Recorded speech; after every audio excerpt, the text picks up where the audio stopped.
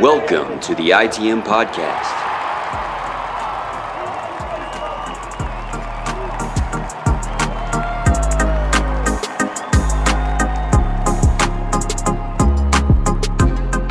This is episode 206 of the ITM podcast, the official Boston Red Sox podcast of the CLNS Media Network, brought to you by PrizePicks, the exclusive daily fantasy partner of the CLNS Media Network, and by Game Time, best place to buy tickets to sports, concerts, all your favorite events. And the Boston Red Sox technically won a series. They pulled out a pair of wins over a bad team, and that's kind of all you can ask for right now. I'm Joey Copponi, that's Scott Neville.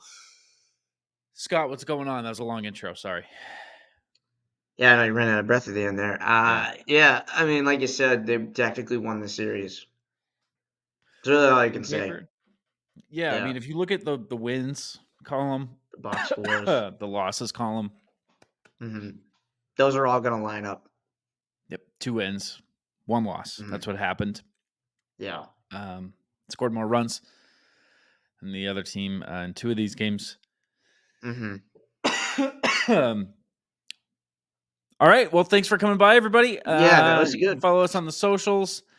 It's weird, man. It's weird because you won a series.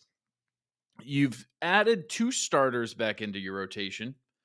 The replacements that are in place for your injured starting position players, are doing all right. And yet, does it feel better than it did like a week ago? No, but here's the thing. And this is actually a topic that we should maybe the most important thing that came out of this series, as far as most relevant.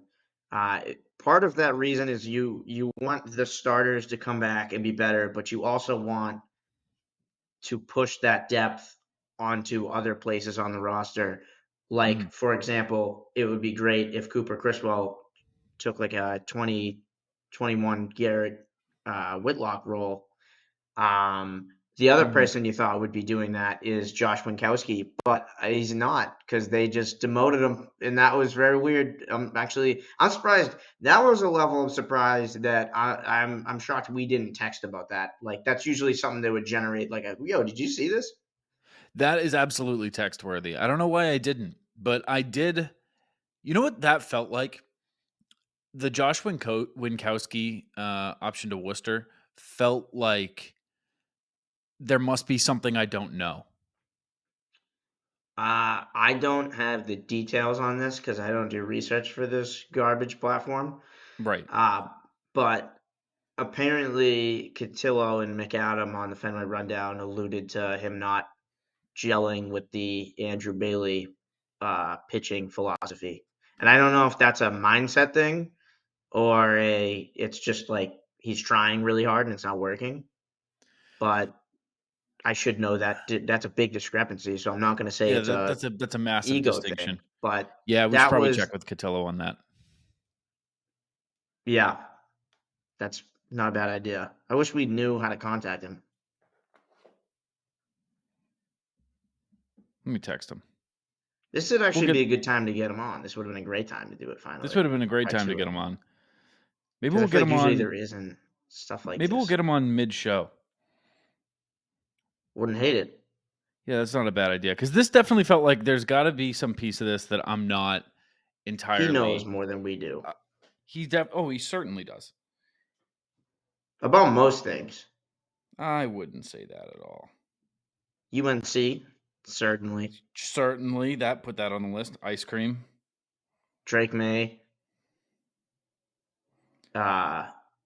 Be reporting. Yeah, he's not around right now. What are you going to do? It's 10 p.m. on a Sunday. I mean, for a guy that's asked us to come on the show a couple times, I mean. Yeah, how bad do you want it? You know what I mean? When you get the call, you get the call. You know. Hey, I want to come on your show, but I want it to be on my terms. You think Paul Skeens was like, this isn't really a good day for my debut? When we had Wade Boggs on, you know what he said? No, I didn't listen. Well, you're in the minority there. A lot of folks did. He said, what time and how long? Wade Boggs, Hall of Famer. Do you remember him? Yeah. No, Yeah, number retired. I Drank I all the beers. acquired him for you. I took him. I was Yeah. the one that stole him and said, "You want him? Yep. You were with your friends. I made you look cool in front of your friends." That sounds like you. So to do. That is kind of what Say you you. do, honestly. That is kind of what you do. There's a couple. I mean, you've told me there's been a couple times where I've called you. Every time I think I've asked you about a Hall of Famer on the show, I think you've been around your friends, and they've been like, "Yeah, I'm gonna get Ortiz on." Yeah, I You mean, know, that one, the Wade Boggs call, I was sitting at Tasty Burger with some yeah. pals. We were about to head to the garden, and I answered you. Yeah. Sitting around having some burgers and milkshakes. I was like, I got Wade Boggs coming on tomorrow. I got to be back early. hmm Yeah. Yeah, I Yeah, know that you didn't did feel the bad. big. You did the Red Sox Bruins combo there. Yeah. Similar to what you did today. That work I out don't want to today? talk about it at all. I don't want to talk about that All at right. all. I don't want to talk Okay. about the Yeah. Boston Bruins at all. I'm doing everything in my power to not yell and scream about the Boston Bruins right now because the game ended about 11 minutes ago. Yeah. And At least it I was want to do officiated well.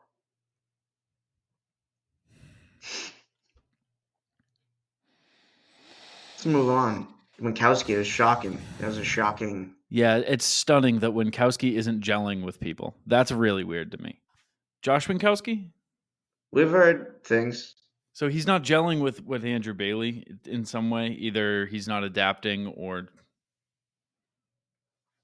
or something he's just of not that good. nature. Well, I mean, for example, Andrew Bailey. I don't know how he's done this, but he's just got convinced everybody to stop walking people. Right. Winkowski's walk rate is decently high. I think he has 11 walks in like 24 innings, and then Houck is still in single digit walks, which I don't. By the way, that's insane. Actually, I don't know if that's still true after his last start. Let me make sure. I know going into that start, that was the case. Do you think that's why he's not gelling with Andrew Bailey's system? That he's like, wait, you want me to stop walking guys? Well, he's It's also, like part I of the think, he has a Wink charm. 281 batting average against. He likes traffic. He has over a 1.5 WHIP, and Mm-hmm. I think Andrew Bailey would say, let's do like way less of putting people on base than what you're doing. Yeah, that might be their problem with him. Let's look at Josh Winkowski's pitch usage and let's see because there's a shot here. I'm just going to talk out of my ass really quick. There's a shot here that he's just nope, only 8 four-seamers. I was going to say that he maybe just still throwing it. No, he's throwing his cutter 33% of the time, sinker 30% of the time, slider 20, changeup 13. So he is still throwing a fastball of sorts 64% of the time. That's fine though. It's just yeah, I don't know what it is. I don't know. I don't know how Wow, would much you we're look gonna at go into that? this. We've heard these. His slider Mhm. leads the way with a 176 batting average against. Should use that. Yeah, he's only throwing it 20% of the time right now.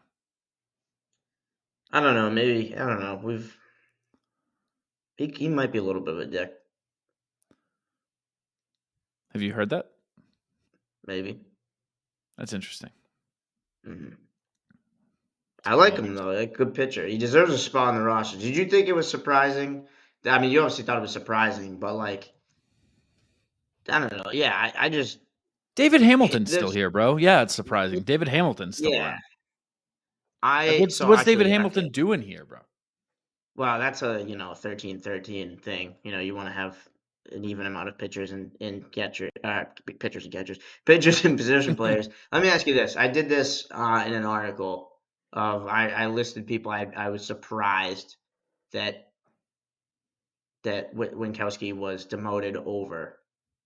Okay. Um, I'm curious what you think about this. All right, give me the list. Uh, okay. Because here's the Would thing. I will say this while you're pulling that up. The only yeah. reason I can really think of in racking my brain in there must be something I don't know conversation hmm is maybe they want to keep him stretched out as a starter. And so they plan on Yeah. only having him down there for a little bit, making one start, 2 starts, and then coming back up in hmm place of an inevitable injury that he's banking on somebody getting hurt. Like, I don't know. But keeping him stretched out might be the only thing because I mean they do have a couple guys coming back from injury. You don't know how guys react. Like that could be their mindset, but I also think that's pretty fucked up if you're bringing somebody back, assuming that they're not gonna be around for very long. So I can't think that it's that either. I don't have a solid answer. Yeah, maybe it could be the depth thing, but you have Cooper Criswell. So, all right, this is the list I came up with of people I would have thought he would have been safe over. And now one of them made a really good case the day he did get demoted, but Cooper Criswell, I would have thought that Winckowski would have had a better spot in the bullpen over Cooper Criswell. Now, talent-wise, I could understand why they went with Coop Mhm. over Wink.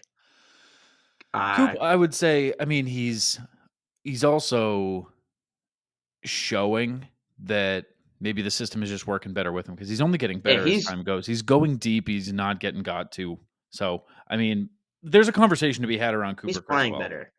Yeah, there's Okay, a whole conversation that we really could and should have on this show about Cooper Criswell and his. I think we will.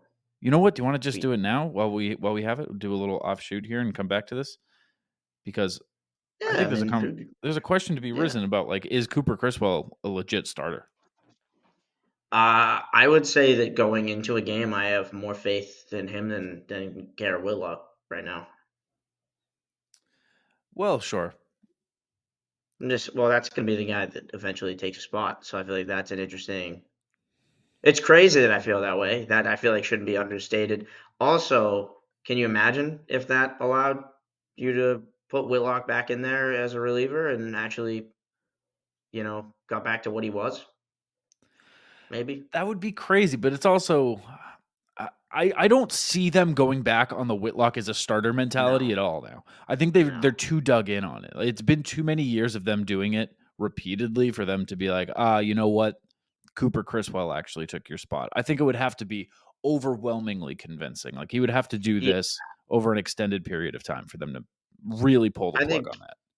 instead you're going to see Criswell move into really like multi-inning reliever role, but not like the Chase Anderson like Hmm. mop up role, but like actually two important high leverage innings. And I would love that if he could do. I mean, he might be able to do 4 innings a week.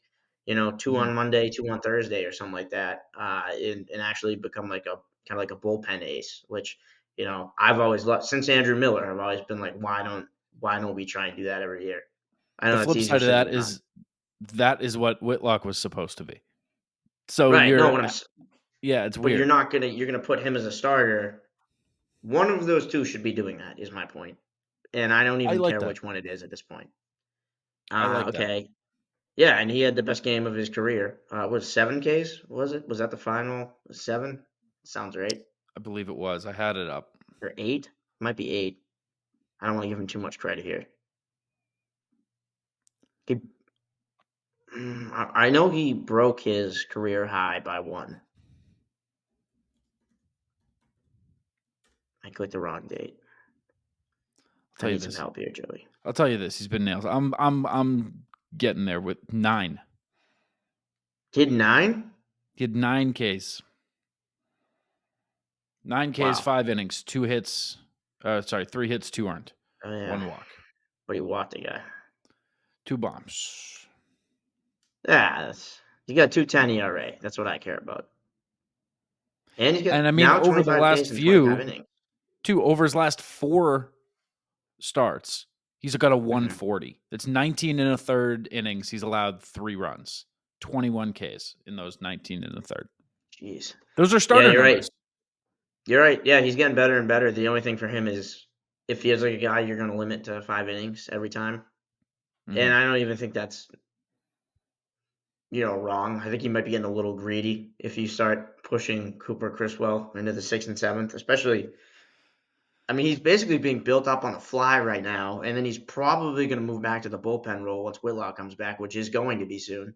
So yeah, Yeah. I mean Cooper Criswell. What's crazy is I saw him. What's his name?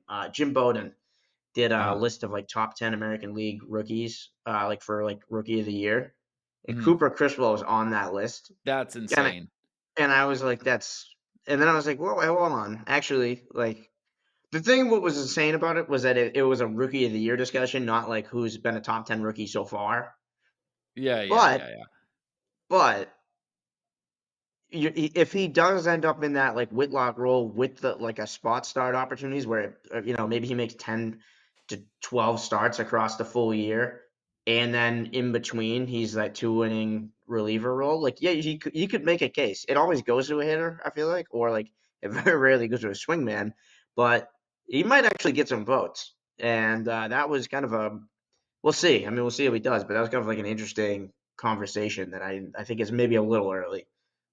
There's also a conversation to be had around Wilyer Abreu in terms of rookie of the year, but we can save that for another That time. But one's real. He's like top 3, I think. that's very, very real. Yeah, we That haven't one's really not dove crazy. into it, but like No. it's well worth looking at the numbers and seeing where he compares, especially with how much he plays. The only people who are really close to him in numbers are guys who play half as much as him. So, um, but yeah, no, in terms of longevity for like game longevity for Criswell, in terms of his starts, his pitch count in each of his six starts here, six starts is 83, 72, 79, 80, 79. And that's five starts. Yeah, you can So I push. mean, they're You not got limiting another them level all too there. much. I mean, it's 80-ish pitches. There's another inning there if you want it, but I have a feeling with him they know that he's a swingman. They not that there's any harm in getting him up to 100 pitches, but I think they want to kind of keep him in that median range where he can kind of go back and forth. Yeah, that makes sense. It makes sense. And that also, I mean, to me, pushes the narrative that he would probably be the one to get the bullpen spot over Whitlock. Yeah, I mean the probability is. I was saying I'd feel better about Cooper in the starting role over Whitlock, but as Mhm. far as like what I think is going to happen, like that's certainly not going to happen. Okay, so I All mean right, that's a that pretty good. that was the first guy. All right, who else were you Yeah, shocked? Who else were yeah. you shocked didn't get the bump versus Winckowski? Cam Boozer, Fair. who talent wise, I would agree is again the thing about this is a lot of these guys have outplayed Winkowski. So I get that. I actually get that one, but it was still like if before the move was made, I think I would have assumed Boozer was more likely to get sent down, though he has been nails. The next name, this is where I really think it kind of turns, where I think there is better performance and uh, roster security. I would have assumed like a little bit of man, it's supposed to be good with words. It's a Not like show where we veteran talk the whole status, time. but some kind of earn your stripes deal. You're saying? Like you've built up enough credibility, not credibility, but like who gives it? Whatever. Zach Kelly. I think Yeah. he's over the sample size. He's been better. Not in terms of ERA, but in terms of like he has triple the innings and the metrics are similar. And Zach Kelly, his numbers look better than the eye test would indicate. There's been some shaky performances from Zach Kelly. And then the last one is Chase Anderson, who, I mean, you're telling me that Winckowski doesn't deserve to be on the roster over Chase Anderson? That's the easy one for sure. But I mean, I guess the only the He'd be only gone though. only argument over Chase Anderson would be like you just kind of need that guy. Well, I was gonna say that, well, the other thing is that you lose that guy because he's not a guy with a 36-year-old isn't gonna have options. But Yeah. do you really give a shit if you lose that guy? You shouldn't, unless you're worried about your depth and like you know, because like where do you He's go after him? Well, I mean, you right now he'd be on the roster instead of Winkowski, which is eating the same amount of innings at a higher production level. In terms of like having guys, he'll be in waivers for like a day and then come back. I mean, I guess he's old enough where he can decline the option to Worcester, Mhm. but like, is he really? Does he have a better opportunity than a guy that seems to be handpicked by Breslow and Bailey like right before the season started and was given a major league deal when that was not guaranteed? But that also points to them having some kind of faith in him, them seeing something in him that Yeah, they they might. think they can right and that they can fix. They see it. They certainly see it. I don't I'm always not see it, but sure. sometimes I'll be honest, sometimes I see it. Sometimes I see I'm it. not. I'm not In the sure Twins where they're series, I looking. saw it. Yeah, I mean, he's a Josh Winckowski's better, Yeah. Yeah. and he'll But be here's back. the This thing is with that list, I was just expecting there to be a guy that I'm like, well, yeah, obviously, how the hell? But there you don't think really Zach isn't. Kelly? You don't think Zach Kelly with options? Both I have don't just options, because he looked like I get what you're saying with the eye test, but the numbers are there. He's got what? Let but me so pull are up his Winckowski's. I mean, his yes, his batting average against his walk to strikeout ratio isn't great, but he's got a 3.33 ERA in like 24-ish innings. mm, That's certainly good enough to retain a roster spot. Zach Kelly's pitched like 8 2/3 or something like that, and given up 2 runs, less. which Yeah. is fine. But I just Well, think that yeah, I he's mean, a they've been guy all that, scoreless appearances. He's had a couple of clean appearances. yeah. But my thing with Zach Kelly is like, he's not a guy that you're getting rid of because of performance, but he's the guy you option down, wait till somebody else gets hurt, and then you bring back. Now this is as much as this is going to be made into an ordeal. This is the Bernardino situation again, where they're just going to like a few days from now, a week from now, something's going to happen. Winckowski's going to be the next man up, and he's probably going to be on the roster the rest of the year. So it's as much as you want to make a big deal out of it, which I guess I actively am. Mhm. It it'll like sort itself out unless the Red Sox stop getting hurt. Which I don't know if you how do you feel about that? I would think that would be stunning. Yeah, I'm gonna go with I would unlikely. say there will probably be more injuries. And if Probably you one want more to pitching injury. pitching injuries, Probably like one um, more. I would say probably more than one Probably more than one for the rest of the year. for the rest of the year. Yeah, I would say probably more than one. Yeah. And if you want to, you know, choose higher, lower, more, less than Mm-hmm. things, you can do Mm-hmm. so. Make yourself some money in the process. You can do it with our good friends over at Prize Picks. Prize Picks is America's #1 fantasy sports app with more than 3 million members. It is the easiest and most exciting way to get on the action while you watch your favorite sports and players. You just pick more or less on 2 or more player stats and watch the winnings roll in. Prize Picks is so easy to play. I can make my Celtic picks and make my entry in less than 60 seconds. Quick withdrawals and easy gameplay and an enormous selection of players and stat types are what makes Prize Picks the #1 fantasy sports app. Celtics and NBA fans, you can get in on Prize Picks in 30 states across the country, including California, Texas, and Georgia.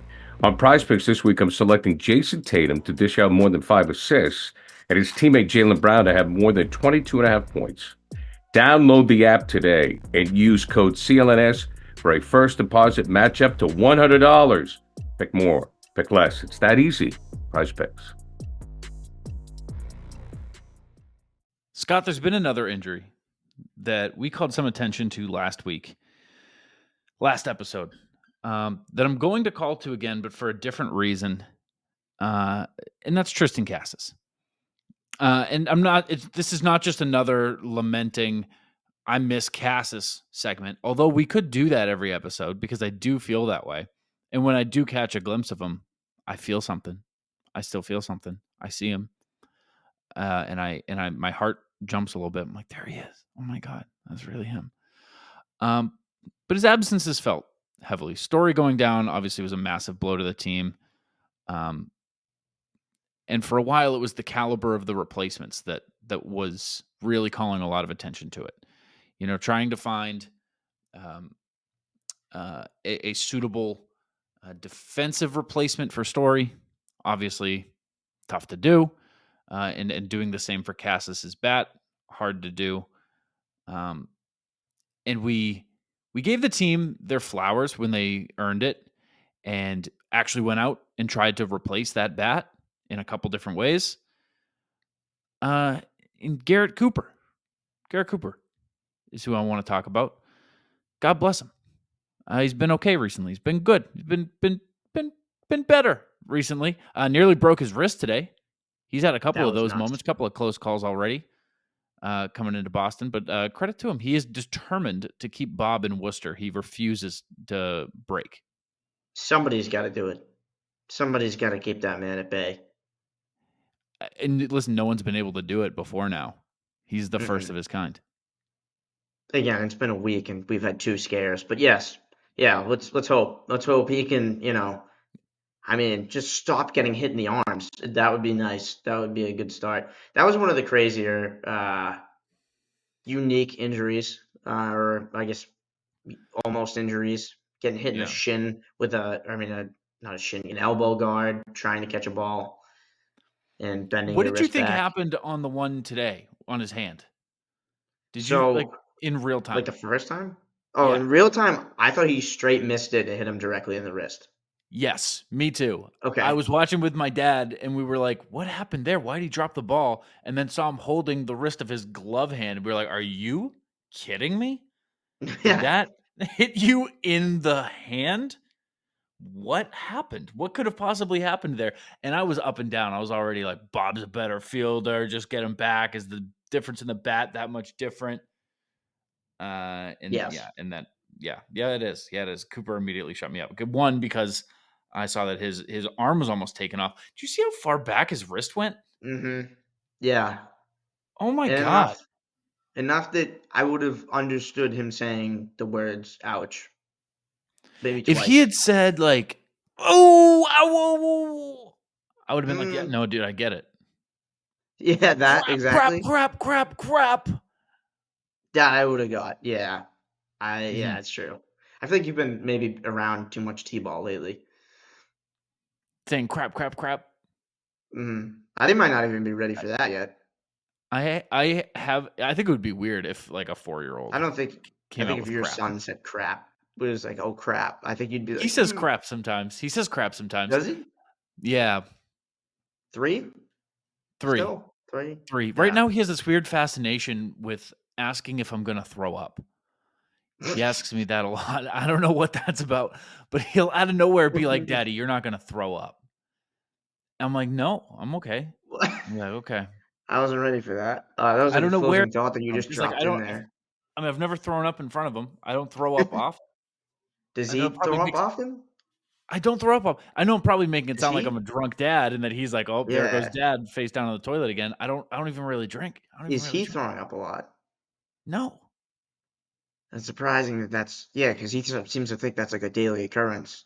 He's just terrified of it. He'll He's look at me terrified like of for you throwing up. reassurance and he'll be like, "Dad, you're not gonna throw up." And I'll be like, "No, I'm not. You're right." And he's like, "Okay." What scenarios are we in these? Watching the Sox. Just watching the game. Well, that's fair then. Maybe he's starting Yeah, to I just guess. get. Yeah. Maybe he's starting to get just like ribbing, sports teams. Just being like, "Oh Yeah. man, Don Smith, you gonna throw up?" No, yeah, I'm just Yeah. kidding. I'm just kidding. I'm just joking around.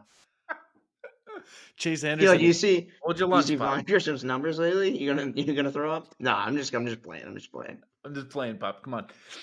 I'm joshing with you. Just having some good old fun watching the game. That might be it. But no, he doesn't drop a lot of craps. He does here and there. Oh, But wait, whoa, hold on. When you say he doesn't drop a lot of craps, he doesn't drop the word crap. He doesn't drop any okay, craps anymore. I mean, he's okay, still okay.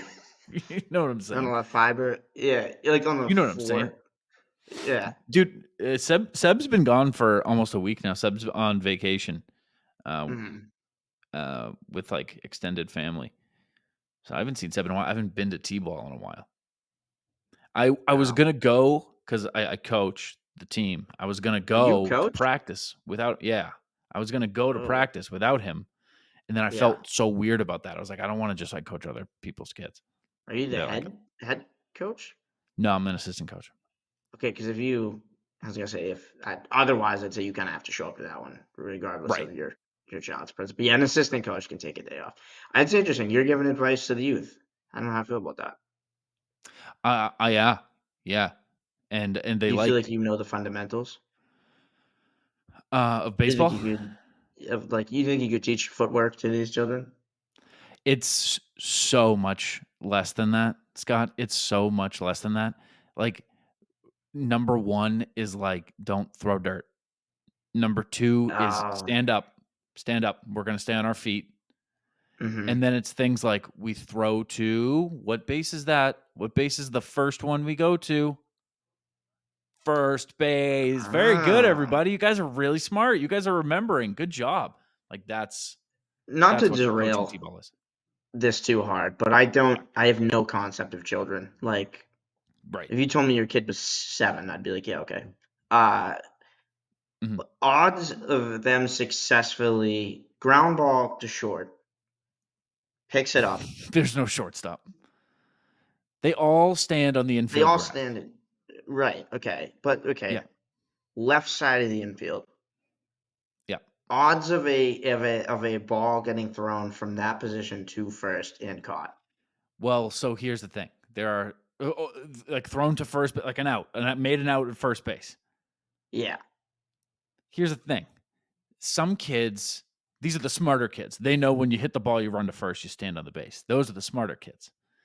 There are Yeah. some kids who don't know, Yeah. so they'll hit it, and then they suddenly have 30 adults going, go, go, go, come on, go, come on, Yeah. go, go. And they freeze because obviously that's really, really Freak out. scary. Yeah. So I think I've seen an out made it first once, maybe twice, Okay. and he's played in 3 games.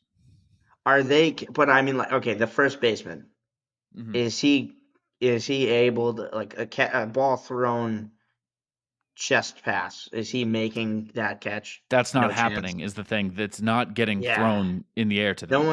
one's really. It's gonna make it 3/4 of the way, and it's gonna be a 3-hopper. Yeah, it's gonna roll into their glove. But they know stand on the Really? base and catch the ball. So Do it's you a have, big do you have, honor to be the first baseman. They all fight over it. right? Do Yeah. they? That makes sense. Did they? Is there one kid significantly better than everyone else? Yes.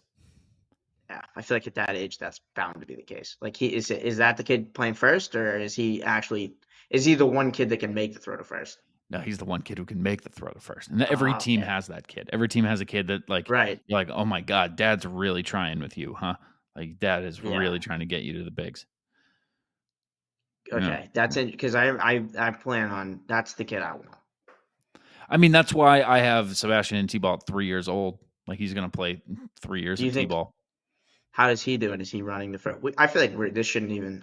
I forgot we were recording. Yeah, me too. But is he stopping at first? Is he running on contact? I feel like he's watched so much Yes, but baseball. Seb runs. I'd say this to his face. He runs like an idiot. Like he doesn't know how to run. Oh, Like in general. Like not even like really? baseball. He just doesn't know how to run. Okay. He keeps his arms by his side. He runs. Oh, Somebody that's said like interesting. Snoopy. Like he run. Like he Oh bounces. man. You know what I mean? It's not. It's not a Did good you punch form. that dad? Hmm. Did you punch that dad that said that to you? No, because that dad was his mother It's a that said that, and I Oh, was like, you know yeah. what? That's Oh, his you're not dad was wrong. his He does. mother. Yeah, so I didn't Yeah. do that. I was like, yeah, you know Okay. what? You're kind of right. He does kind of run like Snoopy. He runs like a penguin. So we're working on that. Mhm. But no, he's good. He's good. He gets it. He gets it. He's got a good swing. Kid's got a good. I feel like Kid's 3 years old. he has to have watched the most baseball of anyone in that group. That's Maybe for not sure. played You the know what's most, weird but is he's a righty. I'm a lefty, and I tried you're a multiple times. lefty? I'm a lefty. I've tried many times to get him Me on the other too. side of the plate. And he does no interest. This is a left-handed podcast. Devil's coming No up. way. Look at Oh us. yeah. I was a full lefty, like everything. I was one of Oh, those you fake lefties. you throw lefty. I throw lefty. I'm a fake lefty. I'm a fake lefty. I Oh, throw right. okay. I actually, Yeah. what's weird? The only thing I do righty is I kick, and I think that's because when I played kickball growing up, everyone kicked with the same leg, Yeah. and I just didn't realize. So like if I had to punt right now, I Mhm. would punt righty. Did you punt in high school? I punted in high school. No, not like actually, but like we all Oh, screwed around, punt sure. like yeah. But You like play I kill I the kicker. did Yeah. when we were trying to like find like a field goal kicker. I was kicking righty. I was not chosen. I don't even know if we attempted a kick, but we were a big 2-point conversion team. But Yeah, most high schools are. Most high schools are. yeah, yeah, it's not surprising. We had a kid Eventually, we had who one. was like a trained kicker. Like he had a personal coach, like for Oh, like that's a crazy. place kicking. Yeah, it was nuts. And the kid in practice like would hit 40, 50-yard field goals. It was We had a kid that could hit 50. He never did it in a game. He did it in practice, but he was just the best athlete we had, and he would just kick. yeah, And he was it's he nuts was how a that year works. pup. He wasn't. Yeah, he just was unbelievable. He was good at everything. He played Yeah. at St. A's. One of our best uh high school football players went on to play D1 college basketball. Like that's how much it matters. Like you just have to be a natural athlete. Like I don't know if he Yeah. even played on our basketball team. It's like, when did you How did do you do that? It's like that? Yeah. naturally gifted, you just end up doing that kind of stuff. And then if you're not naturally gifted, you end up like being a Doing a fucking podcast. podcast host. Yeah, there it is. So game 3 was funky. Get, easy, That but yeah, deserved. Yeah, just that it was a deserved funky. it was a little league game. Amazing segue. Yeah. Speaking. Yep. There we go. It People were was a saying little that. league You game. said it. I tweeted it and I kind of felt like I wanted to put a disclaimer on the tweet and be like, I wanted to put a community note on my own tweet and be like, Mhm. what I mean by that, I am not ragging on the Red Sox here. I know that I've done that a This little is a bit. Nationals. Yeah. This is a Yeah, well, this is both. Nationals This is thing. just like the game is just funky. Now you got me saying that. Oh, The again. game is just odd. I mean, it's And just you're gonna have to bleep those out after, but that's fine. yeah, it's going to take me a little bit It's of just time. more work for you. Yeah.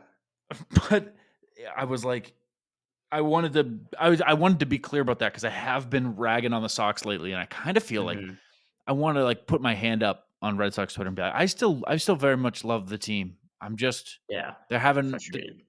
I'm frustrated, and they have to do a lot to keep me entertained right now. I'm coming in at a little bit of a lower Mm, default setting than I usual. agree. I And agree they've with got to that dial it 100%. up to really get my juices flowing. It takes a lot Yeah, to get the juices flowing. like normally with this point, third place team, and you're about to face a divisional opponent who's below you, that would give me a little bit of juice. That's what's about to happen, but I'm not Right.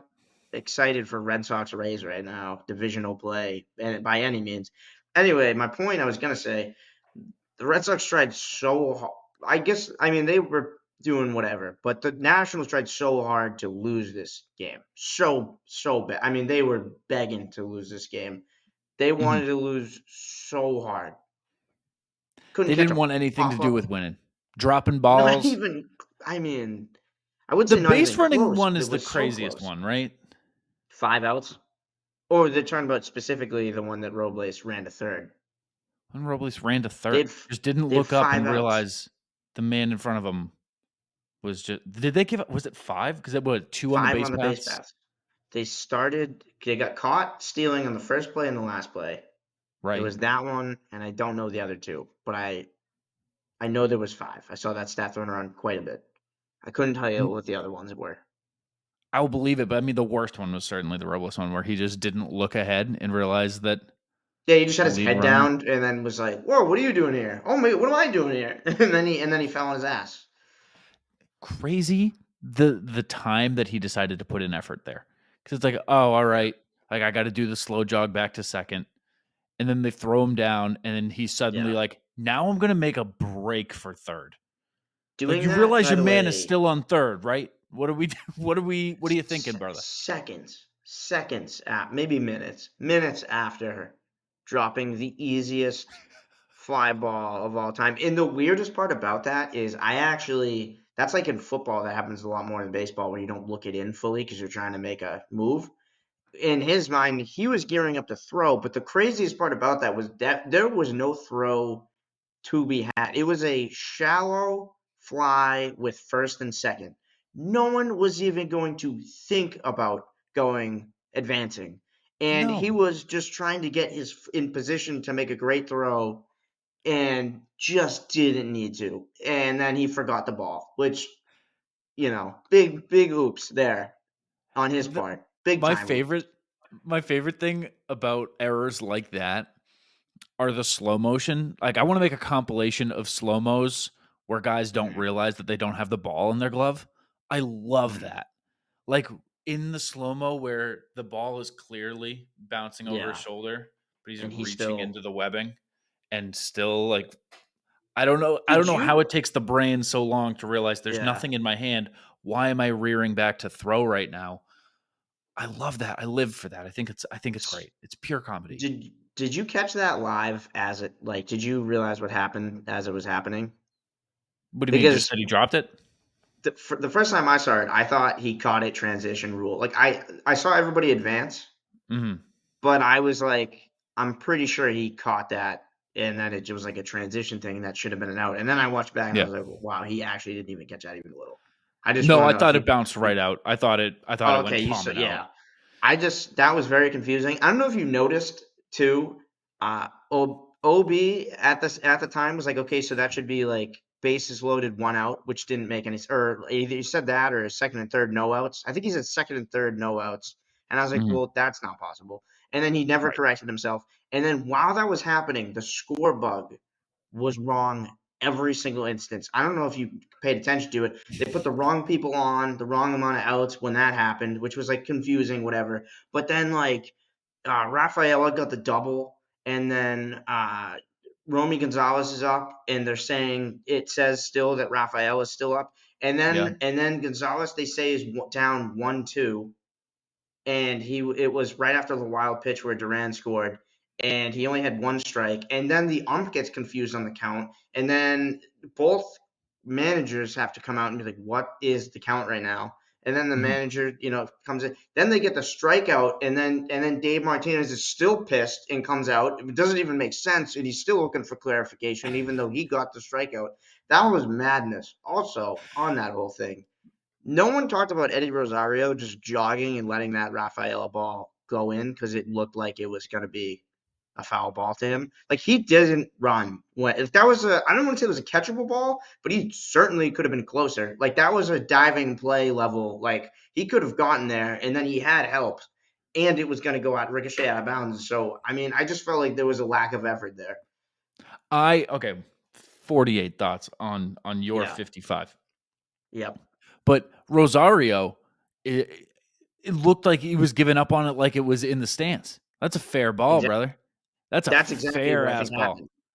Another moment where the slow-mo is really good because his face is so disinterested. It's like that's a ball in Hmm. play. That's a ground rule double here at Fenway Park, brother. Yeah. Um, which when it goes that way, I'm totally cool with, which is very Yeah. cool and fine and normal. That's how baseball is supposed to be played. That's when they wrote the rules. That's what they envisioned a ground rule double looks like. Rosario also he got thrown out on the base paths too, and he looked disinterested then too. Like that was when he came off the bag and then like half-heartedly was like, "Oh, he's blocking second," and the ump was like, "No, he wasn't," and he was like, "Oh, okay, That's that's Rosario's constant face. And I don't know if it's an actual lack of effort or what that is, but the entire series just looked like he didn't care. Now, if I was on the Nationals, I don't know where my effort would be either, but fair he's enough." actually hitting right now, and he's you get 2 home runs in the last 2 days. So I mean, I think he should be. You would think he'd have a little more energy. Yeah. Yeah, I don't know. That stood out to me. I saw nobody reacting to that, and I was like, is nobody noticing how much he just didn't try at all on that? And that was the play of the game. That was like the only play that mattered. Yeah. I will say about the score bug stuff. That I think they go off of the stadium scoreboard for the uh um count, Count and everything. Yeah. just for the count.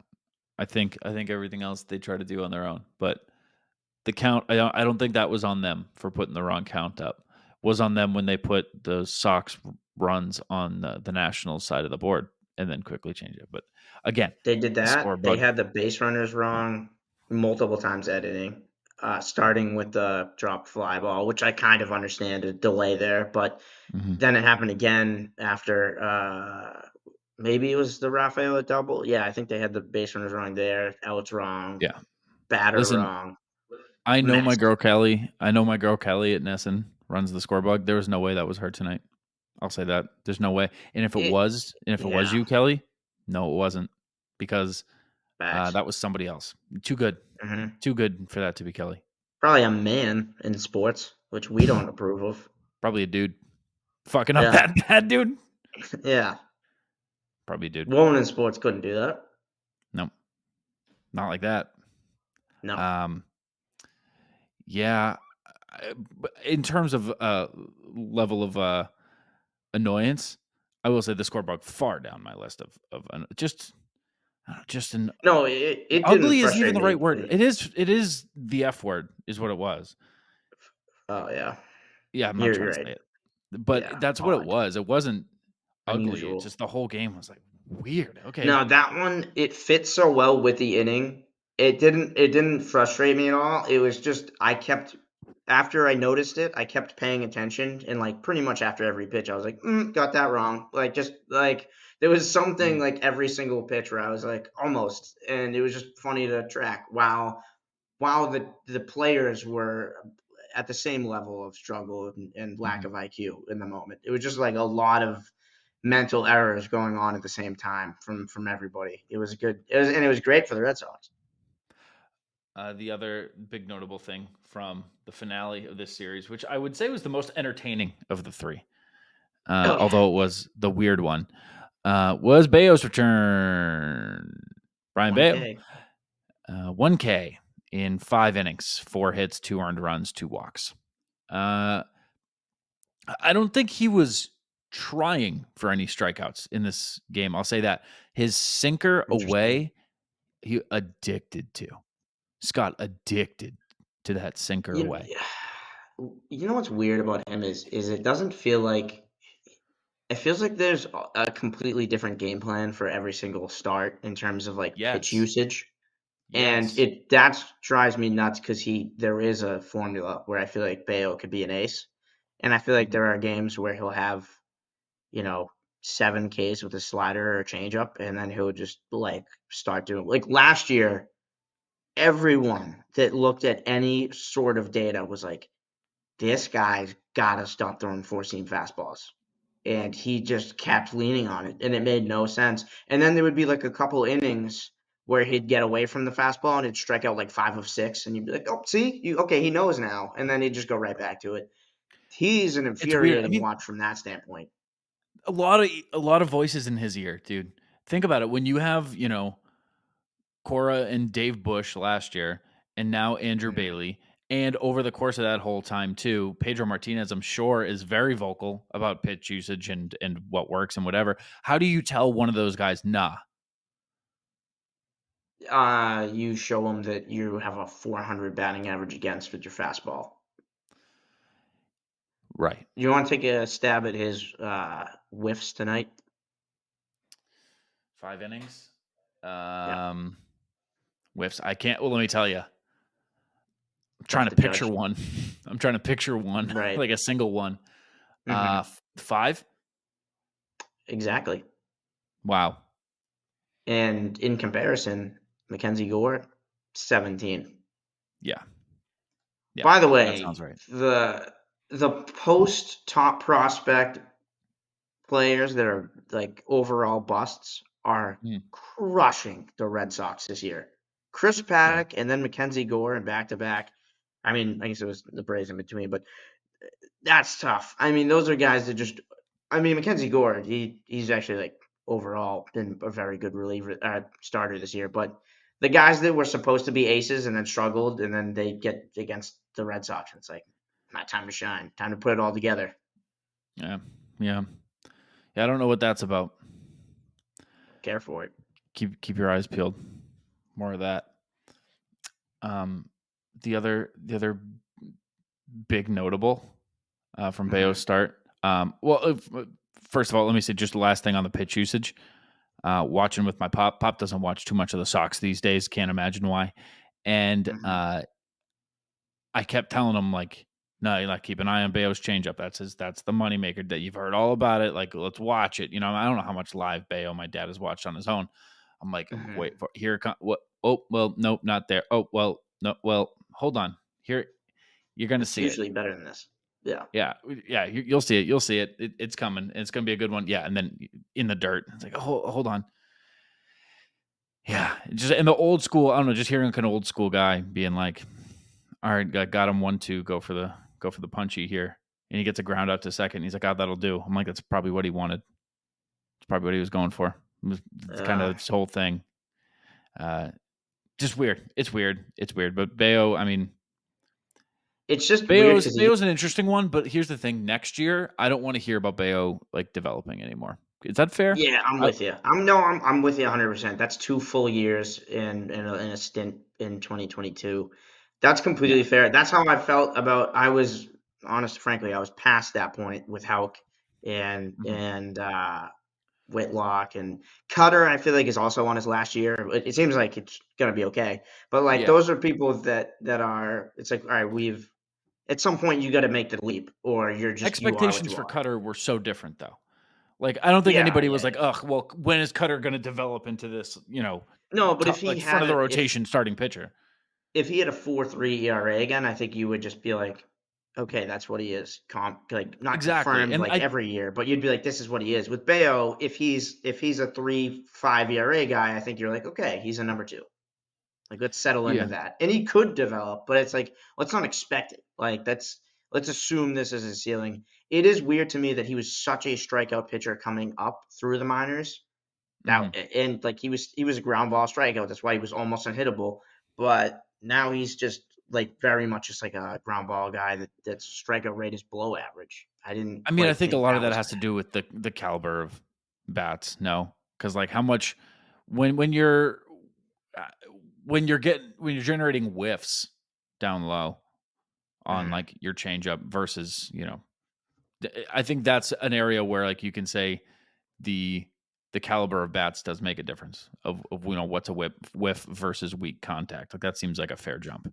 I mean, yes, but I think generally a strikeout pitcher in AAA is a strikeout pitcher in the majors. It's not going to be the same results, but like for example, I'm actually not even sure if this is going to be accurate, so I might be yeah, like Cam Boozer right now, 12 strikeouts and 10 and 2/3.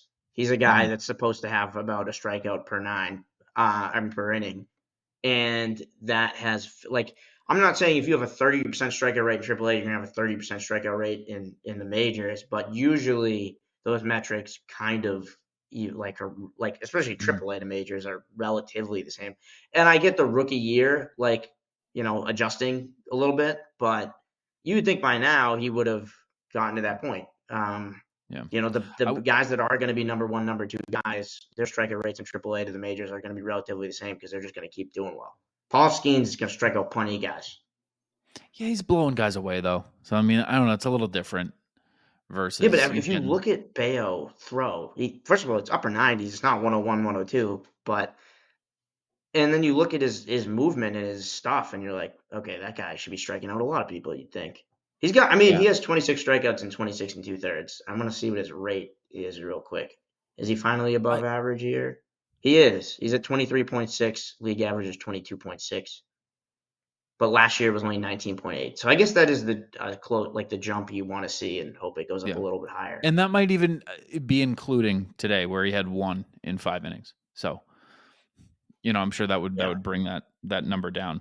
Um I I I will say in terms of Bayo's development, it's like he is working with a new pitching coach. So, Yeah. giving a little bit of a leeway to like Yeah, but the settle into greatest of this. all time. Yeah. Right. Right. And you'd think with him it'd be easy because his big thing was that his fastball was getting absolutely murdered, and Yeah. it would fit very well into Bailey's like, hey, he might have been the poster boy for like this is why we don't use fastballs. Look what people did to Bayo last year versus what they did to other pitches. So I Yeah. would have thought almost he would have had the biggest opportunity to jump because the biggest change that Bailey would have wanted to make was by far Bayo's biggest flaw. So I don't know. Again, it's very early in the season, but The not all bomb of that us should Bayo say. gave up made me think that Rafaela was dead. Oh my god! So I actually heard that one on radio, and Hmm. I gotta say the boys kind of glossed over a couple things. Did they? It went from like, oh, he's over the bullpen. Did he catch that? To it's a home run no matter what. And then I was confused by that one. And then they were like, yeah, he didn't catch it. And then they were like, trainers are coming out. And then they talked about his effort for like a minute. And then Mhm. they were just like, man, like you gotta admit that's a lot of effort. And then they were just like, oh, there's the 01. And then I was like, wait, is he good? Like they never Yeah, were he was like, good. He was good. like there was never like a trainer. I found that out after, but I mean like there was never like a like okay, never mind, he's fine. Trainer's going back. Like he bounced back up. It was Rafael just flipped over the bullpen catching a ball, didn't catch it. Trainers are coming out. Man, what an effort. All right, there's a change up low. And it was just like, wait, okay, so I guess he's good. Like Yeah. they Thousands of it people turning their radios up to try to yeah, yeah. there was never like okay, he's getting up, he bounced right back up. He told the trainer to, screw off and he's back, like he's fine. It was Yeah, just like which is what happened. Which is what happened. Yeah, a right. major key point there. Well, I'll tell you. I'm glad you didn't hear this. I'll tell you what happened on the television broadcast because it made me Okay. happy. Because it's one of the few ways that you can get true enjoyment out of the Red Sox Nesson booth right now. And Okay. so they're playing the replay over and over again, whatever. And Uke is like, man, like those walls they look padded, but it's not really good padding. They're hard as a rock. So, his Mhm. knee hitting there, that can't feel good. Like he caught himself well, which you want to watch for, but that wall is really hard, OB, which is insightful, right? You can only know as a player, right? And Yeah. just something, just a little tidbit. And OB goes, reminded me of Torrey Hunter, Uh, which like, yep. And Uke goes silent and gives him the silent treatment. And that's one of the very few joys that you can get out of the Nesson booth is when someone gives OB the hard silent treatment. And it's like, sit with that, man. You talk again. You say something else because I'm not responding to that. Because, yeah, Dave, you could say that about any play. It's near the bullpen. Hey, remember the most famous play right there? Yep. Like any infield error, if he just went like, hey, Bill Buckner. Remember Bill yeah. Buckner? Yeah, dude. Yeah, we all know it, dude. Awesome. Thank you, Dave O'Brien, for that incredible insight. So that's what you missed on the TV There broadcast. there was a different moment. I guess it was Saturday that I just remembered that I wanted to write down and didn't because again I don't care about this program. But I remembered it. They had an interaction about Livy Dunn with the whole Paul Skeens thing, Yeah. and it was just such a disconnected two people that certainly don't understand the social media world, but also like their conversation, like they weren't even understanding what each other were saying, and it was just highlighted the like kind of awkwardness and the lack of like energy in the booth. It was Yeah. something along the lines of like uh I think OB was like, yeah, like she's dating Livy Dunn, who's a TikTok star, and then like he said something like, I know OB is getting or an influencer is what he said, and he was like, Hmm. I know Uke is getting influenced by Livy Dunn, and then Uke made a couple jokes about how he was an influencer, which is not what OB said. He was saying that he was like a fan of Livy Dunn as a joke, and he was just like, yeah, I influence, I'm posting shirtless pictures on the beach or whatever or something like that. And I was just like, wow, I don't think, first of Oh, this, all, I don't think anybody knows what they're talking about right now. And I don't think you guys are hearing each other well. And it's just it's a conversation those two shouldn't have. it's also Livy Dunn. Also, I mean, she is an athlete. Yeah. It was just She's ultimate dad talk. But yeah, she also is like a D1 gymnast that almost was an Olympian. But yeah. I That's mean, like I get that. Like, I get that she's yeah. known as an influencer. It's not even that. It's just like, it was just the ultimate, just like, you know, I was in a meeting last week that reminded me of this where I was the only one that didn't have kids. It was usually a lot of my meetings are with like 35-year-olds and then there's me. And in this scenario, one of the dad number one was like, my kids keeps trying to get me to go to Olive Garden. Don't know how that came up. It was one of those like we're waiting for one more person in the meeting, and Yeah. then Gary, the guy that I'm partnered with, was like, oh, my kid did the same thing, and they both were like, must be like a TikTok thing, like must be a trend going around right now. And then the fourth person comes in And it's like, my kid has and been trying to get me to go to Olive Garden. no, worse than that. One of them was like, "Hey, is your kid trying to get you to go to Olive Garden?" And he was like, "No." And he was like, "Both of our kids are." And he goes, "Must be a TikTok trend." And I Come was on like, now. I was like, "Come on, guys." That's exactly what I felt like with the booth, Oh my God. where it was just like, "Oh, that TikTok, young kids, that's what they do." You know TikTok? You guys heard of that? I know things. Oh God, that's awesome. That's so awesome. I love dad talk. Hey, you're doing it. You're not quite there yet, though. I'm You're bad too at young it. to be a dad. Yeah, Yeah, that's what they say. Too yeah. young to be dad. Thank you, dude, because I am really young. You're right. I'm Well, too very young to young. be a dad, but you're way older than me. Way, Me way, and way me too and young. Seb are closer in age than me and you, but still. That is simply not true. Yeah, it's not close to true. So we got any more thoughts on You know what? I actually have a really good thought. We'll see. I'm thinking about going to Red Sox Rays at Fenway Park. Really? Yep. And the only way I go is through game time. With the NBA and NHL playoffs underway and the MLB season in full swing, there might be no better time of the year for sports. And there's no better way to experience the games than in person. And to get into the building, there's only one app that I use, and that's Game Time. With killer last-minute deals, all-in prices, and their lowest priced guarantee, Game Time takes the guesswork out of buying tickets. The very best part, if you ask me, is the ability to get a panoramic view from your seat in the app before you even buy. You want to know what your view is going to look like before you get your tickets, and Game Time is there to help you find the perfect seat. And if it's getting close to tip-off, or puck drop, or first pitch, don't worry, because Game Time's last-minute deals can save you up to 60% off when you buy last minute. Tickets are even available up to an hour after the game starts. Take the guesswork out of buying tickets with Game Time. Download the Game Time app, create an account, and use code CLNS for $20 off your first purchase. Terms apply. Again, create an account and redeem code CLNS for $20 off. Download Game Time today. Last minute tickets, lowest price, guaranteed. All right, Scott, believe it or not, we're going to have to do a Series MVP. series MVP. And by have to, I mean we get the privilege to. We get to sit here and say, you know who had a great series? This guy. That guy. Fucking this guy. Mm-hmm. Yeah. Yeah. Yeah. We do.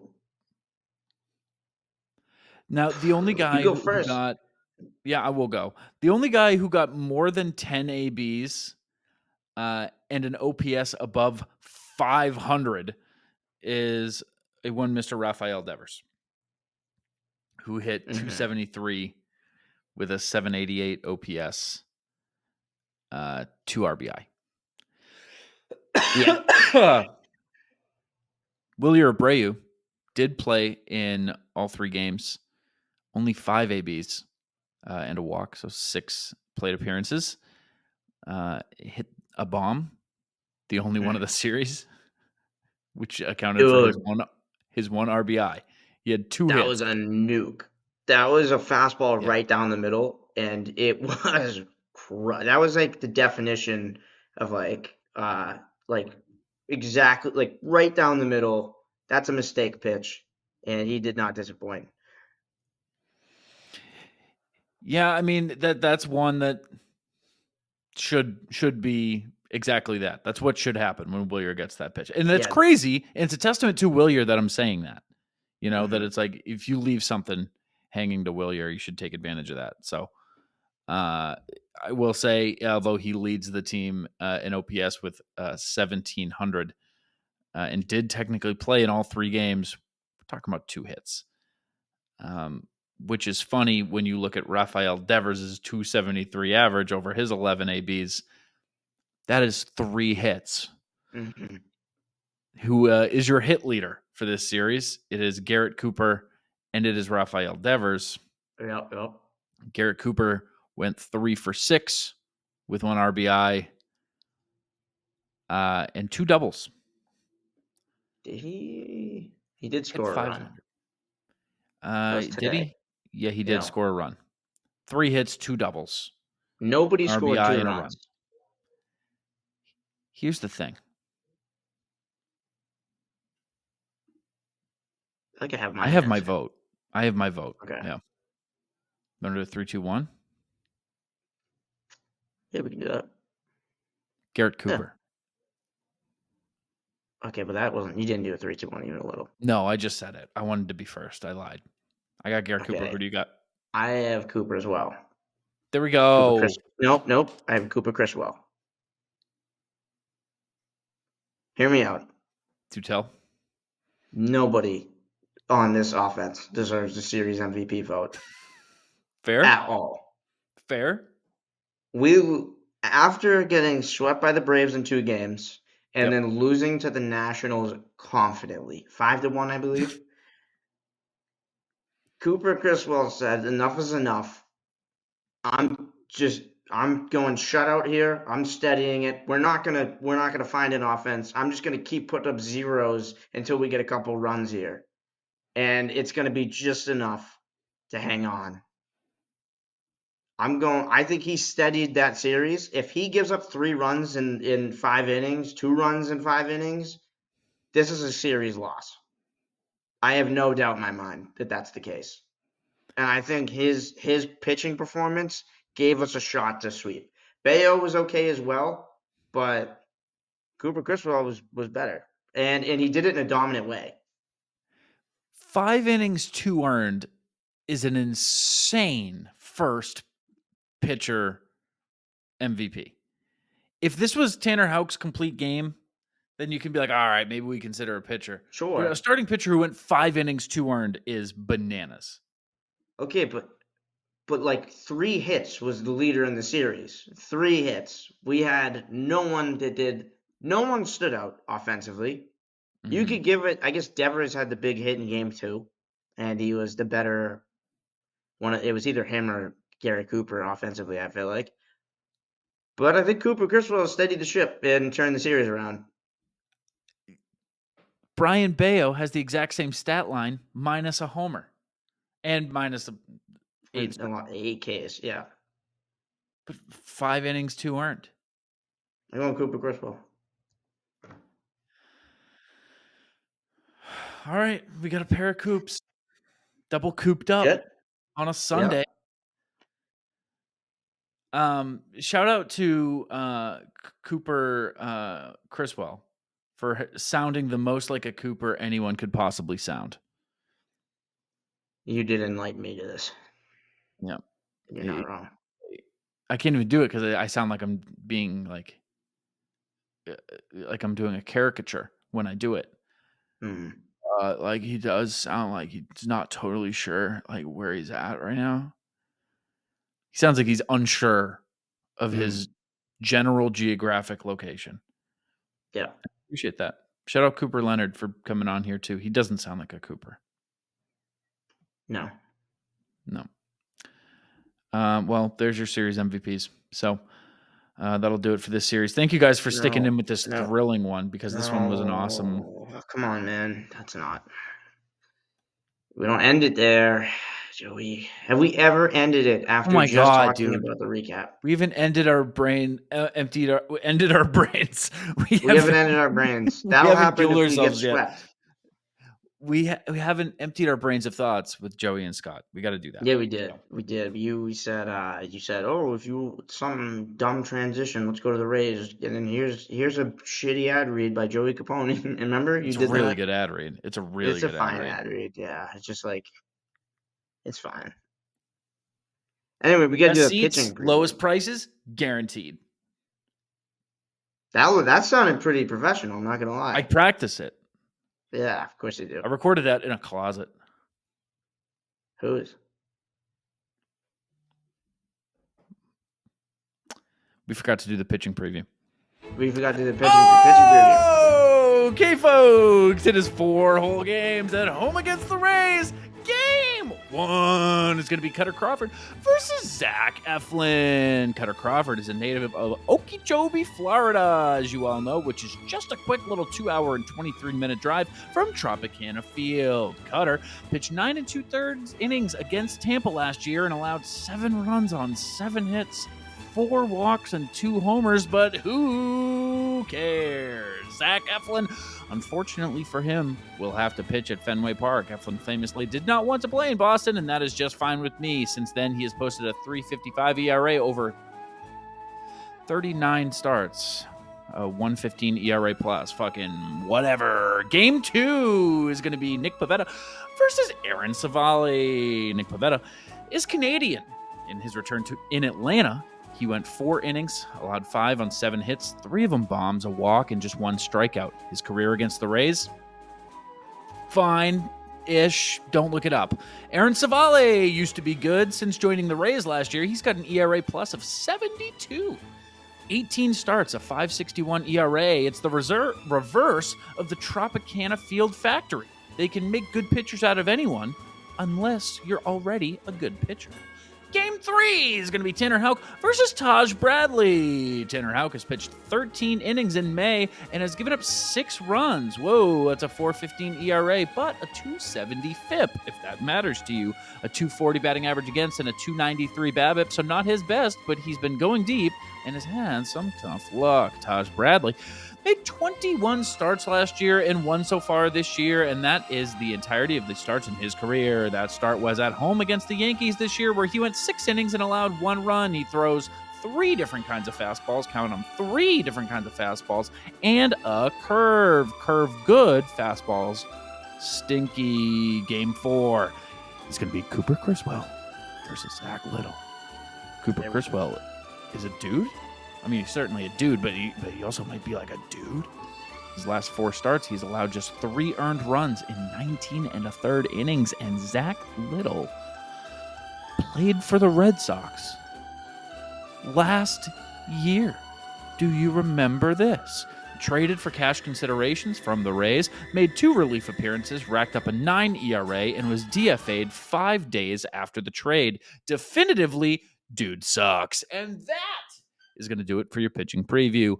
The Rays hat that I have is in storage. Put it away. Put it away for the week.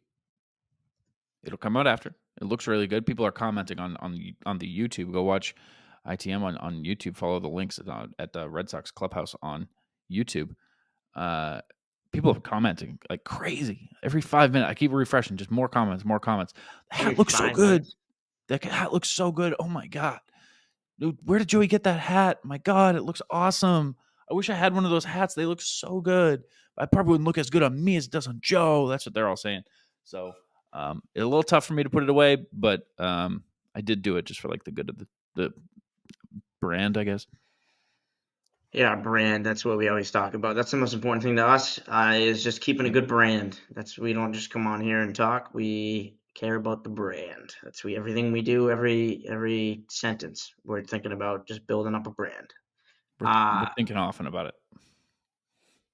Zachary is a very frustrating pitcher. Littell. I mean, we kept him for like 2 seconds, and since then has a 3.62 with the Rays and a 3.02 in 8 starts this year with the Rays. And That's the Rays taking a bad guy, making him good. That's what happens. I know, but we keep giving them the bad guys. Jalen Beeks, Jeffrey Springs, now this clown. And it's just, we got to stop doing that. We got to stop trading pitchers to the Rays. Did we need the cash that bad? Because we didn't use it. No. He was DFA'd. The way they traded for him.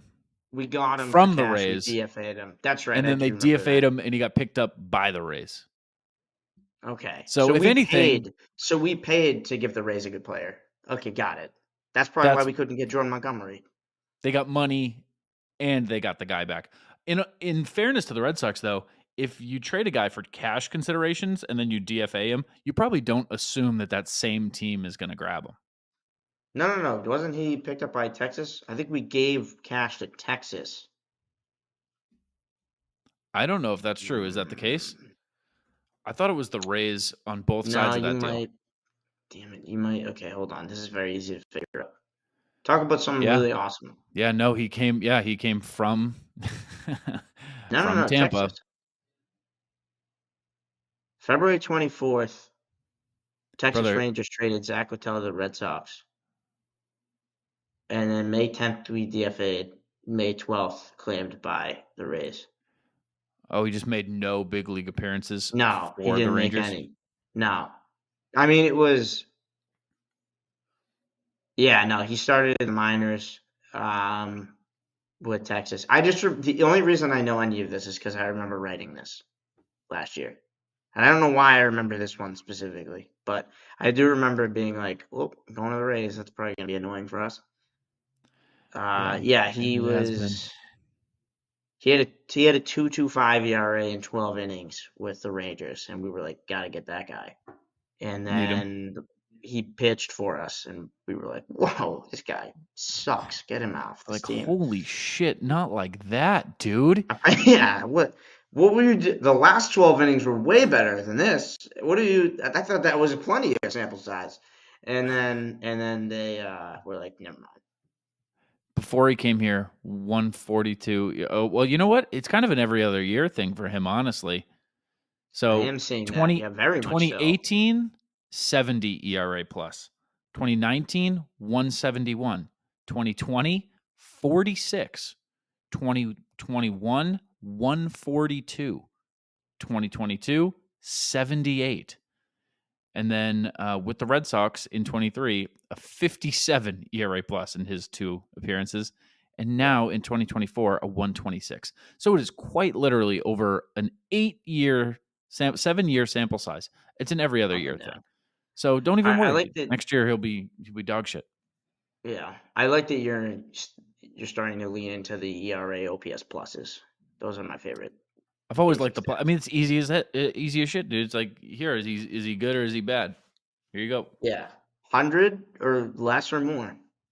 Pretty How many simple. digits in his blank plus? You know, I just feel like I can't just drop that one without giving the basic like I always put the OPS and then in parentheses I put the OPS plus when I'm writing because I just feel like most people aren't going to know that, right? Because you which is attract disappointing. morons to your articles. Is that what you're saying? If you're reading your Yeah, stuff, you must be stupid. yeah, most like nine There we go. tenths. Yeah, look at my comments. I mean, it's just all garbage. I mean, good Yeah, people though. I get paid per view, so keep going. yeah, yeah. You got to appeal to your base. So call him stupid. Most of them are stupid, There we go. but Perfect. not All all right, of that's them. all I wanted out of this show. So we got it. We got the clip, folks. Clip it So up. Do what you will with the clip. Post it everywhere. Uh, time to empty our brain of thoughts with Joey and Scott. Do you have any thoughts to empty out of that head of yours, dude? I think I'm just at the point where like I said, it just feels like this is who they are. They're going to be up and down. They're not good. They're just like, I mean, maybe if they're destined for third place, I'll honestly take that. But I just keep thinking about how this is going to probably be a team, and maybe they'll fall out of it. But this team is close to being a third year in a row of within 3-4 games of a wild card spot at the trade deadline, and that's just like a suicidal point there. It's just like it's like you don't have a clear direction. Mm-hmm. Your optimism would say, "Hey, you're one run away from being in this." But then you also want to be like, this team never makes that run. And if you mortgage the future for a team that's going to be on like an 84 win pace, that's objectively stupid. Right. Especially when if you went for it in the offseason and then you're going to go for it again and you'd be a little closer. But that's just my biggest fear right now is that we're just going to keep winning 2 out of 3 against the bad teams, losing 2 out of 3 against the good teams, and then just be in the same spot where it puts Breslow in like if I hedge here, I know what happens because I watched that happen 2 years in a row. It ends with me not being a Boston Red Sox baseball operations leader. And if I buy, that goes against everything I've done. So I'm probably just going to sell, and then we're resetting again. And I want them to sell if they're in that spot again. I want them to sell hard. We're talking trade deadline, we're talking a little far out. So like Yeah. it's hard for me to say like, yeah, just sell. But what I will say is I wish there was a 3 time games of out of the year. wild card. 3 games Yeah. behind the wild card. Let's call it that. That's where they are right now. Let's say Yeah. it's that. And this does kind of feel like where they would end up. That's where they've been the last two years. It's been, I think it was 2 games back and 3 games back, or vice versa. Yeah. And that's like normal year. You're like, we got to go for it. If that's the Pirates or something, like a mid-market team, you're like, we got to go for it. This is a golden opportunity. Seattle's 3 games back. They're going for it probably. Oh yeah. But I don't think we should go for it. I hate that. I wish there was a time of year where you could make your team better without hedging your future, where like you can acquire players and like the only thing that it takes is just like, I don't know, give them fucking money or something. Just like pay them. Yeah, Yeah, where I like mean, everyone's just that'd be like, cool. I don't know, like free of the like they're operating under their own agency. Yeah. Like they can just like pick to join a team. It Yeah. costs money, but most of those deals aren't gonna like mortgage the future. Like it's not mostly like $100 million deals. It's mostly just like pay them $10 million a year to just get better. It doesn't hurt your long term view. Maybe you throw in a couple options and it's like you can get out of it. And it's just like your team just gets straight up just better that day. Yeah. With like you said, without mortgaging the future in any capacity. That would be sweet, because then I know that like the Red Sox would be like, oh shit, there's our golden opportunity, and they would go for it if there was such a thing like that. Actually, Joey, there is a What? thing like that. And What? Breslow constantly during that time, we call it free agency. During that time, it's a bunch of good players just aren't on a team, and you can just take them and just for For money, what? and you don't have to give up. Well, 95% of them you just pay them, and that's it. And then there's like a handful of guys. It costs like a first round pick or a second round pick if you've got a really high It's first round baseball. pick. Those are they could Not a be big anything. deal. Yeah. Yeah, and in the Red Sox's case, almost all of the fits besides maybe Blake Snell Mm-hmm. didn't cost compensation. Like Blake Snell, you the had Cy Young winner, Blake Snell. yeah, like he would have cost a pick, but then you have guys like Jordan Montgomery, Eduardo Rodriguez. They had this guy. He was a 25-year-old from Japan, and you're thinking probably like no, he's the greatest pitcher of our generation. They think, and he would have just not cost anything but money. His name was Yoshinobu Yamamoto. But he had really bad start in Korea, so he stinks. But he would have just been free. And then there was this guy Shota, who was also from Japan, and would have just cost money. Nice. And guess what? It would have been like 10 Did they million, get? 12 They million got a him though. year. No, they bid and they lost. They didn't because the Cubs outbid them because they paid him like 12 million a year for like 3 years. And So that was an outbid. yeah, that was the highest bid because we did less. But we were close. Okay. We were close. We came in like second or third for him. So All right. Well, that's something. and then and we had like a lot of opportunities to just get better for free. But Breslow the entire time, I think he was confused, kept saying like we don't want to mortgage the future for this season, and he just seemed to completely ignore it. And he also acted like he didn't know free agency was a thing because not only did he not make many moves, but he made a lot of trades that did mortgage prospects for players. So yeah, that's what it's crazy that you brought that up because that's exactly, they have that system in place, but Boston just doesn't use it for some reason. And they used to use it a ton when they were winning, and we stopped I using it and we remember started that. losing. I remember that. Now that you say that, I do remember them doing that. Yeah, like we used to do it all the time, and then the second we stopped doing it, we started losing a ton. The thing is, the team's actually not very far off, because this team, just like imagine just this team, If it with had one or two guys. a good, healthy Yoshida, a good, healthy Story, a good, healthy Cassis. And now to say that every Or team stays 100% healthy is ridiculous. But 2 out of those 3 yeah, guys. or every injury happens, but you just signed other players as like depth pieces. Teoscar Hernandez. Like Teoscar Hernandez, you could have Jorge Soler. easily. Yeah, I mean, there were so many. Lourdes Gurriel, I would have loved on this team. I can't. No, I can't. The hair, I can't do it. that does drive me nuts. I agree with Yeah. that, but he was the perfect fit as a Yoshida defensive replacement and whatever. But I mean, No. he is hitting 239 right now with the 664 OPS, but it's early. Yeah, there were. I mean, if there was just like depth thought, I just wish they could have just added a piece or two. But why do that? So many Yeah. relievers. Tyler O'Neill went 1 for 11 in this series. Von Grissom went 1 for 12. And they're not like total outliers. Like Duran also went 1 for 11. Rafaela just went 2 for 11. Like there's a whole bunch of sorry, Grissom went 2 for 12, but doesn't matter. A whole bunch of guys just not doing anything offensively right now. So, and guys that should be doing better. So this is one of those situations where you look at the full season of numbers, and they call it an average for a reason.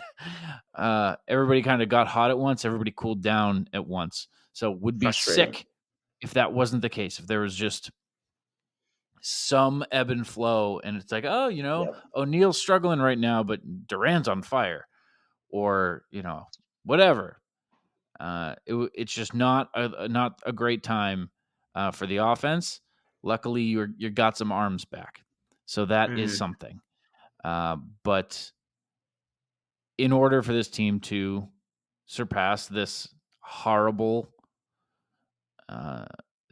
rut of being just a couple of games out and just keep waiting and just whatever, for the second half of 2024 to be exciting, it's gonna take all of those pieces to get hot at the right time and to be like hot long enough, consistently enough to win a few more games than they should. Because really, when you look back at it, and the 3-4 games out of the wild card, a game a month, an extra game a month above what you're supposed to be doing, that's all it takes. That's all it takes. Long season, 162 games, and it usually comes down to 3-4 games one way or the other. So Okay, I got hard one for me to for be you. like there's no hope, but like right now things are like so they're dragging. For the offense to be this dead against the Washington Nationals is like, fellas, we got to wake up a little bit here. Maybe facing the Rays is a good thing. That I don't know. Maybe the laundry just makes them think that the team is better than they are, and they wake up and they play like up to this imaginary version of their opponent. But Okay, similar question. yeah, Let's say they're in the third place spot for the wild card. So if they at the trade deadline, if the playoffs ended at the trade deadline, they'd be in third spot. But they're in the third spot. They got a 1-game lead over the fourth spot, and it's all jumbled up. How hard would you want them to go for like rentals and like I don't even know what you would get. I mean, obviously is this is the it's too rotation early. healthy? It's let's just say it's the same thing now where you have 4 Okay, no down or Whitlock. 4 up, but like or like one of them is down. Like one of Pavetta, Bello, whatever. You got Cooper So one of still them's in there. down, but you also have somebody like Cooper or whatever Yeah. You still filling have a Cooper. spot who's like doing okay. Yeah. Cassis back. Yes. By that point, yeah. How's what's the record over their last 10? 6-4. Fuck you. Yeah. Because that's what it's going to be, Joey. It's either going to be 4-6. I know. That's what it is right now. It's what it always is. They're always 6-4 or 5-5 or sometimes 4-6. Right. And then we go, what's going on here? And then they go back to 5-5. And we're like, perfect. Yeah. You make an addition. You make an addition, right? You make one. Because like the thing is, there's nothing to sell for really, because like your future is like riding on a handful of guys who are going to be ready like next year. Like it's here almost, which is crazy because like your arms are like not here. Like Nick Pivetta, free agent after this year. Cutter Crawford, I think, has one more year. Like you don't have like.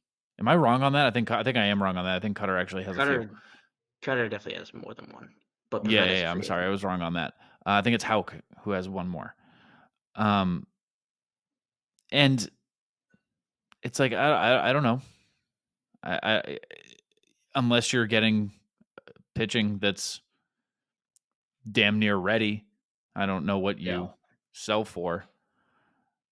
Yeah, I'd want them to push. Of course, I'd want them to push. My heart would get into the conversation above my head. The last 2 years, I've been screaming at them to push, and they haven't. What about like a total rental? Like, let's say Casas is out for the year, and Ah, hold on, hear me out. Ready? Would you want them to go for like a Reese Hoskins, who is purely just going to be gone in a couple months because they have a replacement, or are you looking at like, let's just get a Tommy Pham in here and just do that again? Because I mean, that's that, so like, underwhelming. That's so underwhelming. yeah, I'm cool. well, I'm cool with a total rental as long as you're not, leveraging the future. But okay, also, it's like someone I like would Jack want the. Flaherty, maybe 1 year eh, deal. I would only want them You if the team is healthy and looking good and rolling.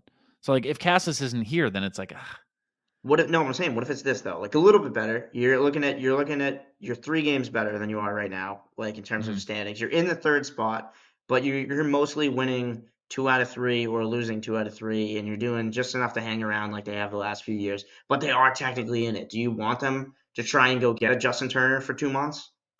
I would love that for selfish reasons because I love Justin sure. Turner, but like, yeah, or Well, you like, still got to retire the number and stuff, and then there'd be a whole fight between him and Dom Smith, who gets two.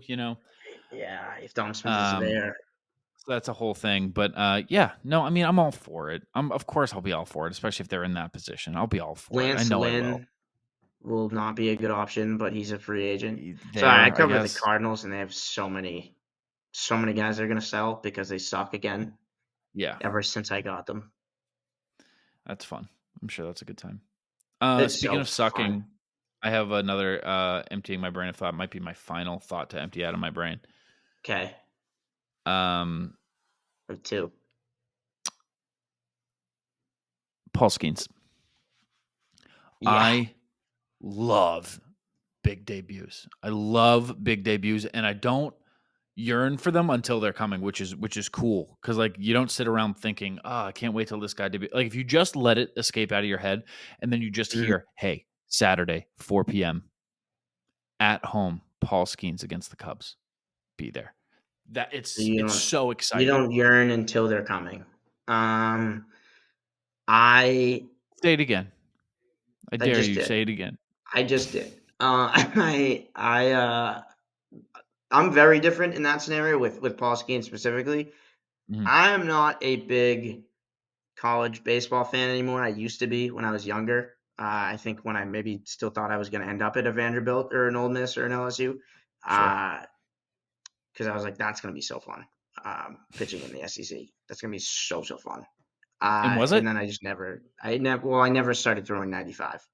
I got to You should have done college that, dude. You should and have done that. somebody casually said, "Well, 100's the new 90," and I said, "It is it." Because if that's the case, I'm not going to be here for very long. And so anyway, there are a few players. It was Carson Fulmer at Vanderbilt back in the day. He was supposed to be awesome. He was in the Benintendi draft class, and I was upset that we went Benintendi over Carson Fulmer. Carson Fulmer sucked, but he looked like he was going to be an ace.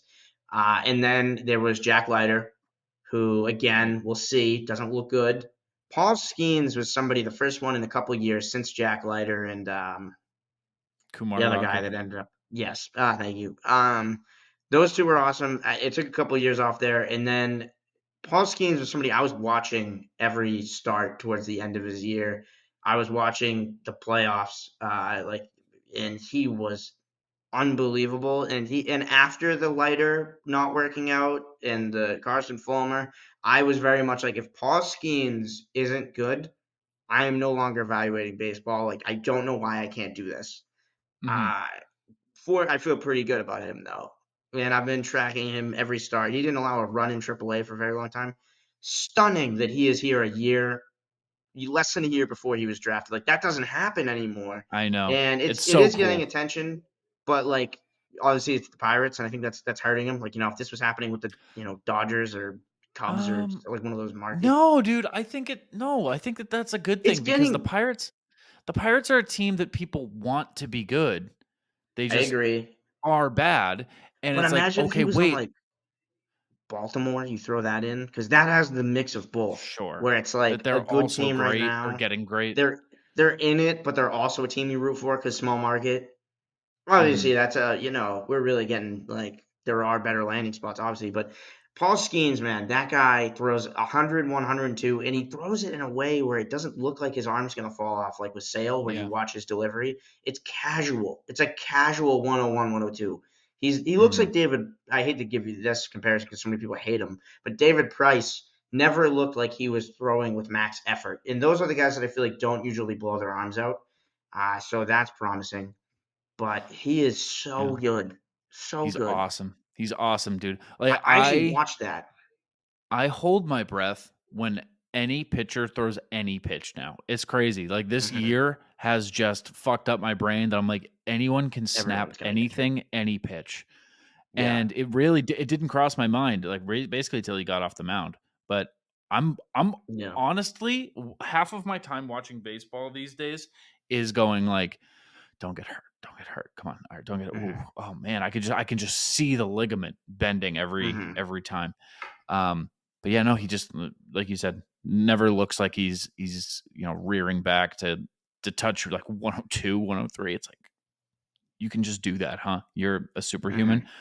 Uh, so cool the lead up to his debut. Just the broadcast, the Pirates broadcast was having just Yeah, they a were showing every day. warm-up pitch. Yeah. They were dude, the broadcasters were in awe. They were like, as he leaves the dugout, the sun comes out from behind a cloud. They were Yeah. like, "You can't write this stuff, folks." The moment And then he so shaky, doesn't matter, still strikes out the first 2 batters. Like, the first Yeah. batter, he was all over the place, but it was 101 all over the place. Mhm. Yeah, to get the first batter strikeout was not I really wanted him to get the third one, and the third one was Oh, Bellinger, and it's like, yeah, and he "Oh, was that would down be 0-2. so sweet." He had him 0-2, and then he I walked him. know. I know. I really, really wanted that, but Yeah. still just really, really cool. Tough to watch people, like you said, pretend to know who Livy Dunn is or to ask her like the Oh. same question about the The same baseball thing. broadcasters are struggling so hard on that one, all of them. Yeah. It is tough that they're gonna try and make this like the Kelsey Swift light, I feel like. Ultra light, but yeah. Ultra, Ultra ultra light. light, you're right, Yeah, like yeah. A little Michelob bit less Ultra Light. pedigree. Yeah. 0 Yeah, a calories little in this one. yeah, but still something. Still something. Cool. Yeah. Yeah, yeah. To be able to mention to somebody who's not a baseball fan, be like, arguably the biggest prospect in the game or, the biggest Mhm. pitching prospect in the Yep, game. he's the number 1 pitching prospect right now. I mean, prospect Yeah. overall right now. Yeah, like he's coming up. It's like he's playing for this awful team who's like kind of better than people thought, and Yeah. he throws 100 plus, and he's Livy Dunn's boyfriend. That gets people anything to grab people. They're gonna Yeah. latch on to, and I'm gonna be all about too. So that was a lot of fun. Just debut days in general, wicked fun. I really like the crowd atmosphere, the crowd shots, like the family being there. I'm such a sucker for all that stuff. I love the stories. That's why we watch sports. To be real, we love the stories, the drama, the heartbreak, the triumph. Only on Nesson. That's all I got. You got anything else? Yeah, of course, man. All right. This is obviously gonna be a cow fact, as I always do. I found out, shockingly this weekend, from the same person gave me 2 of the best fun facts I've been hit with in a while. Um, Cows can go upstairs, but not downstairs. Dude, I know that because I've heard of like senior pranks where you like people will bring cows Up, up to like the top floor of like a high school and they and then can't. They can't get them They're down. stuck. Wow. Yeah, that was an impressive fun fact. The second one was, I think, Well, think about it. crazier. Here's the thing. I'm not done with that. Yeah, Picture it, yeah, because of course not. if a It'd be cow tries hard. to go down, picture their weight, dude. Front loaded. They'd Yeah. tumble. Yeah. They're front Flip. loaded. Yeah. Yeah. That is true. But I guess I never really thought of it that much. Dogs, I mean, it's crazy the dogs can go downstairs without falling forward. Like, try to go down the stairs on all fours. I've done that many times. I know it. I know. Almost I'm daily. talking to the wrong guy here. Yeah. I mean, that was insane. I do that more than I walk downstairs. That was stupid. You know that. I know. Not often. That's why I said I didn't want to be your roommate. I know. Yeah, I know. Yeah, that's right. Steve deals with it. Motts. Who is like one loss away from being on the show. Yeah. But maybe, I don't know. We'll see. I know last time I was pulling for him. Now I'm kind of like, we'll see. But Yeah. The other one is that when you get a kidney transplant, they don't remove the bad kidney. They put it on top or below the new kidney, and you just have all of them. You have 3 kidneys if you get a new kidney? Yep. And one of them's just there. And one of them's They just don't not take doing it it, not doing its job? anything. They just take it up or down, either depending on your body. They put it either above or below. Why would they do that? Why wouldn't they take out the bad kidney? I'll never know. That seems wrong. Why wouldn't they do that? It's not. I mean, I believe you. Listen, I believe you. I'm Yeah. not doubting the Should validity we dive here. in? Do we want to? Yeah, can we find out why real quick? Yeah. I would assume surgeons typically don't remove the recipient's native kidneys unless they're greatly enlarged or causing severe problems such as high blood pressure or infection. The non-functioning kidneys just get smaller over time. Oh, Okay. ew. They just wither away inside you? Yeah, you just have this like Get it bag out. of whatever. Just Imagine like this, going to get a wrinkly kidney bag. transplant. Ugh. Imagine going to get a kidney transplant and you get out of surgery and you're like, oh, could I like take home my old kidney? And they're like, oh, it's still in You you. are. It's just going to wither away. You are. Don't worry though. It's just kind of. You're taking it home. It's just Don't gonna worry, like kind of you got decay. It's kind of like something dying in your body type of thing, you know. So you'll have that forever. That's horrible. That's horrible. I've always kind of wanted to get a transplant of someone else's organ. Just something so I can feel like somebody else for a little bit. Tell you what, buddy. You know, do you think you like? Because I've always wondered, like, do you get their memories a little bit? You know what I mean? Not. You keep hitting that vape, you'll get one. I don't vape. Okay. Episode's available on YouTube at Red Sox Clubhouse. Yeah. On CLNS. You have to type in ITM podcast. For some reason, you type in Red Sox Clubhouse, it just doesn't. Okay, well, type in ITM podcast or follow the link in our link tree, in our bio, Exactly. Twitter or Instagram, whatever. You can follow us on Twitter or Instagram at ITM_pod. You can follow me at Joey Copponi. You can follow him at Scott Neville 46, like Jacoby Ellsbury. Thanks for teaching me about kidneys. I'd like to incorporate some more fun facts into the show. So thank you for that. I will ask her for more. Who is this from? She's a girl.